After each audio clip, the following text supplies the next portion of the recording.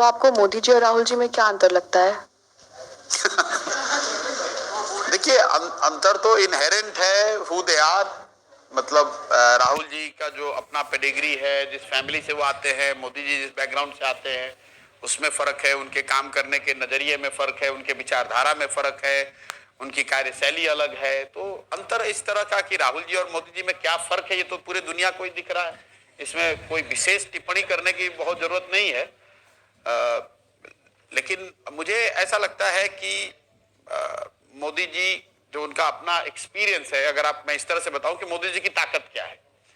मोदी जी की ताकत ये नहीं है कि वो बहुत बड़े ओरेटर है।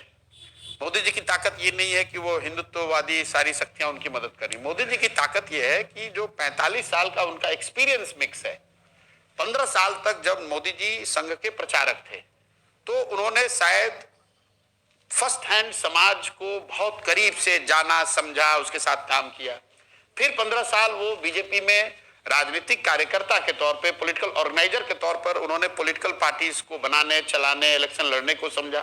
फिर करीब 15 साल एडमिनिस्ट्रेटर के तौर पे, पहले चीफ मिनिस्टर और प्रधानमंत्री।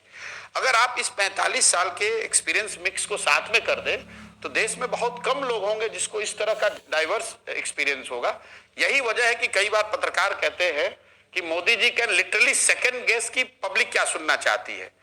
वो क्या पब्लिक सुनना चाहती है ये सेकंड गेस मोदी जी इसलिए कर पा रहे हैं कि उन्होंने 45 साल समाज, राजनीतिक कार्यकर्ता के तौर पर, सामाजिक कार्यकर्ता के तौर पर, एडमिनिस्ट्रेटर के तौर पर अपना समय बिताया है। बिना इस प्रयास के आप इस तरह की क्षमता नहीं डेवलप कर सकते।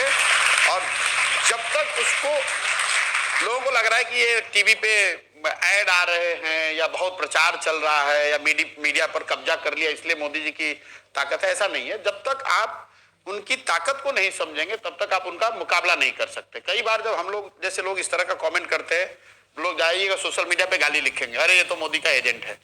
मेरे भाई, ये नीति कहती है कि जिससे आपका मुकाबला है, जिससे आप लड़ना चाहते हैं, जिसको आप हराना चाहते हैं, जो आपका राजनीतिक विरोधी है या किसी भी फील्ड में, तो ये आपके लिए एसेंशियल है कि आप समझें कि उस आदमी की ताकत क्या है, तभी तो आप उसको हरा पाएंगे। जब आप उसको समझोगे नहीं तो आप उसको हराओगे कैसे? देखिए, सवाल उन्होंने दो के बारे में पूछा तो अब लगे दूसरे की ताकत भी बता दीजिए। राहुल जी की राहुल जी के साथ मैंने बहुत लंबा काम नहीं किया। अगर मुझे उनकी ताकत बतानी हो तो I would say he has a temperament which surprises मी। मैं कहता हूँ he has a nerve of steel. क्योंकि इतने हार के बाद भी पॉजिटिव बने रहना, आप उसको हंसी में मत लीजिए। ये मैं आपको रिलेटिव कंपेयर करके दे देता हूं। अगर मोदी जी 90% चुनाव अगले 10 वर्ष में हार जाए तो सारी ताकत के बावजूद मोदी जी ना लीडर रहेंगे, ना वो जनता को फेस कर पाएंगे। ये राहुल गांधी की ताकत है कि 10 साल में 90% चुनाव हारने के बाद भी he is convinced that he is on the right path. एक और ब्रेक रुकेंगे और ब्रेक के बाद आपकी अदालत में प्रशांत